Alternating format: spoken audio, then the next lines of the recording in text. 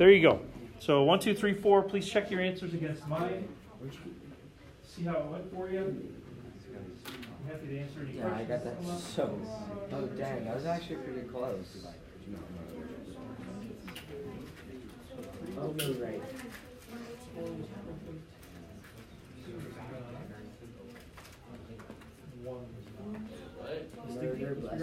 Looks like you got 3 and 4 pretty much. Yeah. And Jack? Didn't quite finish 3 and 4. Yeah, I could be like 1 looks good. Probably 2. what? I got 1 done. A little bit. Good. Concept quiz, yeah, later on. It was supposed to be yesterday, but I pushed it till today. It's unit 6, homework 6, I think.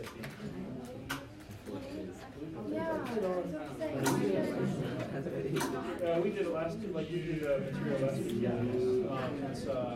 It's solving using the square root property, right? So you square root both sides if you've got the square quantity by itself. Make sense? Yeah, no, you were here for all of it. You just haven't been here for the last several days. You were here for all of it. The good news is, since you were here for all of it, I would want you to try it. Love it? Can I retake that concept by 17? Yes. Question, Ryan. Is there supposed to be an 8 in the Oh! Guys, number 2 should have an 8 in there. Sorry. Okay, I was like. It's right there. I just didn't write it. I was like, something was really Sometimes wrong. my palm reject, I wonder if that was what it is. Sometimes my palm reject doesn't actually reject and my pen doesn't make any markings. Maybe that was it or I just spaced it out. One of the two. There should be an 8. That was not one of those. I wonder if they'll notice my mistakes. Either I didn't write it or my palm reject messed up. There we go. Now that makes a little more sense. Questions, guys? Anything I can do to help?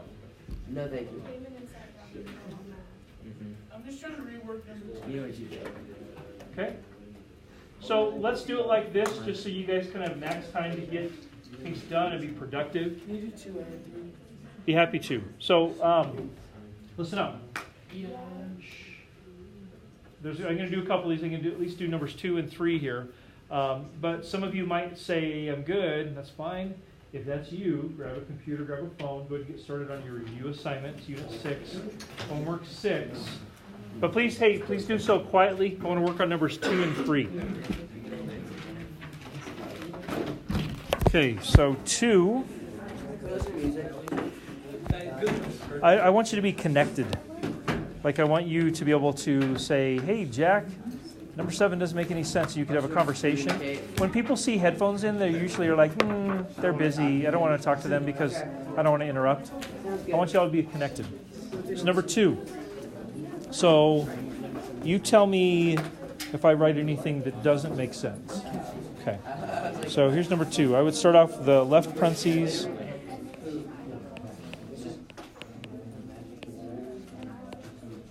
Does that make sense? Okay.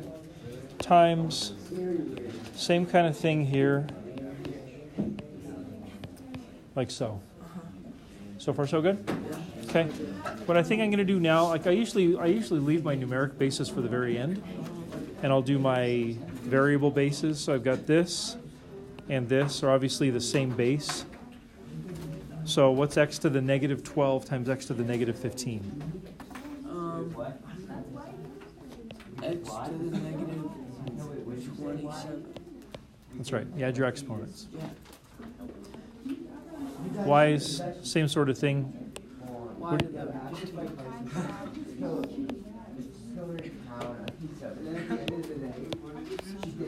Still go to that stuff, right? Now I'm going to just decide which bases need to be flipped down and which ones can stay. I would say that the 5 gets to stay because the 5's exponent is positive.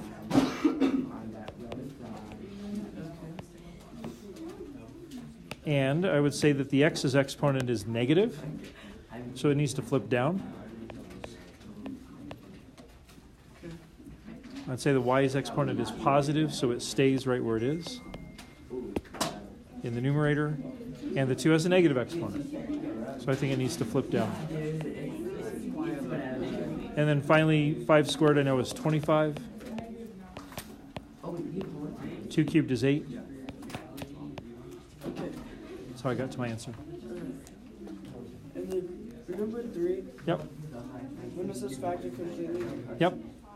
Oh wait, I thought it said equals 0. And I solved for all numbers.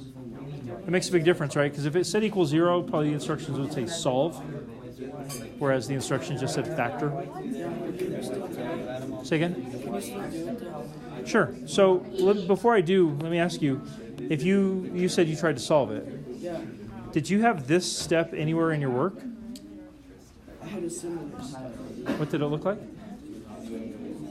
Well, I did the greatest common factor. So you got the x out. Yeah. Yep. And was that it? So let's start there. So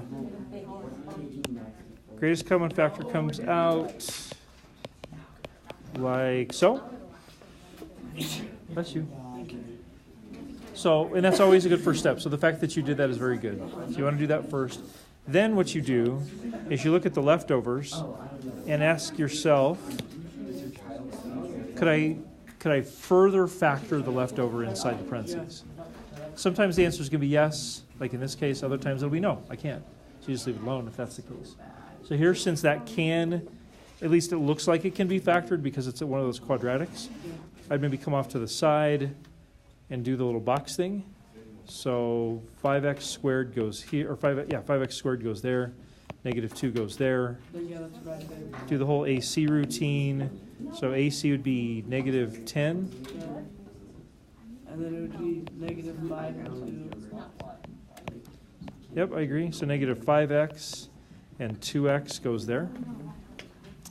Okay, so then I'm going to factor across. What's in common if I do that? 5x. Yep. And what's in common if I factor that away? 2. So one of my factors will be 5x plus 2. So I could write this. But I've got another factor that I haven't figured out yet. So I'd go this way. What's in common there? 1. A -1. -1, yep. What's in common there? And 1x. Yep. So there's my other factor. And I'm done. Okay. I know I'm done because 5x plus 2 is linear, can't be factored anymore.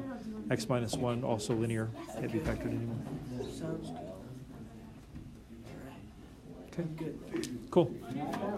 Good. Number 2 on this. I already did it. What kind of question do you have? 25 y to the 18, and like that was trying to get y to the 50.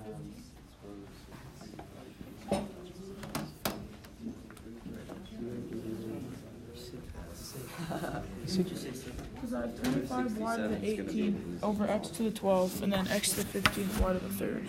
Sure. So that's really good. So I'm trying to track your work. Does it go from here to here? No, it started over here. Okay, so it starts over here and goes where? Just down this way. Down this way, up to here? Yeah. Okay, so we just need to finish this. Like when you you're multiplying these two fractions together. So you got here. You did it a little differently than I did, but your way is fine. It's just as good. So you got to here, 25 x to the 18. Or y to the 18. Y to the 18. A little sloppy. 25 y to the 18 X to the 12. over x to the 12. Yeah. Okay. And then -8. Times. Oh, okay. The -8's an issue. Should bring down to the. I like this. I like this, but yeah, you said that 2 to the -3 is -8, and it's not. -2 times -2 times -2. Oh, that's the problem. It's not -2 times -2 times -2. It's 2 times 2 times 2. Right? Look at the base. The base is what? Oh, it's positive. The base is 2. Positive 2. +8. So you're going. Yeah. This is where I think you're making a strategic error. Just leave it like that. You're making a strategic error in that you're wanting to just immediately simplify 5 squared. Now 5 squared is 25. I got no problem with that. But you got to admit 2 to the -3 is not 2 to the 3, and it's not -2 to the 3 either. So what I would do is I would keep it real simple, and I would say that this, I would just rewrite my first fraction, and I would write it as 1 over 2 cubed x to the 15 y to the third. And that meaning of what a negative exponent is. Yeah, a negative you exponent flip it. means flip it down or flip it up depending on where it is. And so like your desire to simplify it right away is getting in the way of what it really means. So it still hasn't fixed our issue. Remember that when you are multiplying two fractions together, the way that you do that is you multiply the numerators times each other, Yeah. and then you multiply the denominators times each other. So it's 25y to the 18th on top. Yep, 25y to the 18 on the Over- top, over 2 cubed is 8, right? Yeah, so And then it'd be x to the 27th, times x to the y to the third. and then y to the third stays. Oh. And then please notice that you've You'd got simplify. a y to the 18 over y to the So 3. y to the 15th up top. Yep. So you have 25y to the 15th over x to the 27th, or 8x to the 27th. Yep. So this is where you got stuck, and I feel like Yeah. you were stuck there because you were thinking, I don't know how to multiply Yeah. those together. Just remember, multiplying fractions, it's no different. I mean, it's more complicated, granted, but it's no different than like 2/9 times 3/7. Yeah. 2 times 3 is 6. 9 times 7 is 63, and then you reduce it or whatever. So one last note. A lot of folks struggle with this.